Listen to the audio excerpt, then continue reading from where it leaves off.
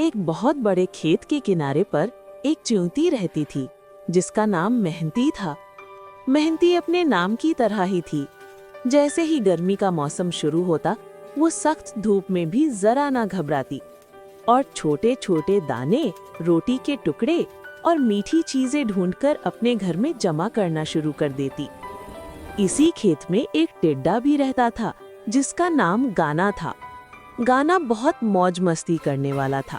वो सारा दिन गाना गाता, नाचता और हंसता रहता था। जब भी वो मेहनती को मेहनत करते देखता तो मजाक उड़ाता और कहता, ए मेहनती, तुम इतनी मेहनत क्यों करती हो? जिंदगी को जी भर कर जियो, देखो मैं कितना खुश हूँ, आओ मेरे साथ गाना गाओ। मेहनती मुस्कुराकर कहती, गाना भाई, वक्त गुजर रहा है, ये वक्त है खाने को जमा करने का। जब ठंड आएगी तो तुम्हारा ये गाना किसी काम नहीं आएगा। अगर तुम भी मेरे साथ थोड़ी सी मेहनत कर लो तो सर्दियों में आराम से रह सकोगे। गाना हंसकर कहता, सर्दियाँ? अभी कहाँ सर्दियाँ, जब आएंगी तब देखेंगे। और फिर अपनी मौज मस्ती में लग जाता। वक्त पर लगाकर उड़ गया।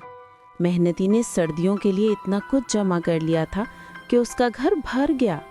फिर सर्दियों ने दस्तक दी, तेज ठंडी हवाओं के साथ। सब जगह बर्फ की सफेद चादर बिछ गई।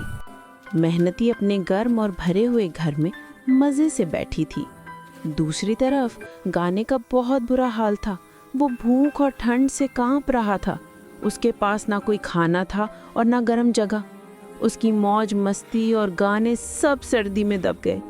वो मायूस होकर मेहनती के दरवाजे पर आया और रोते हुए आवाज़ दी, मेहनती बहन, दरवाज़ा खोलो, मैं भूख और ठंड से मर रहा हूँ, मुझे कुछ खाने को दे दो।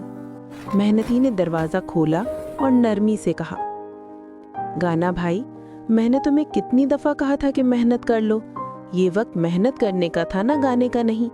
अब मैं तुम्हारी मदद कैसे करूँ? जो शख्स आज का काम कल पर छोड़ता है, इसका यही हाल होता है।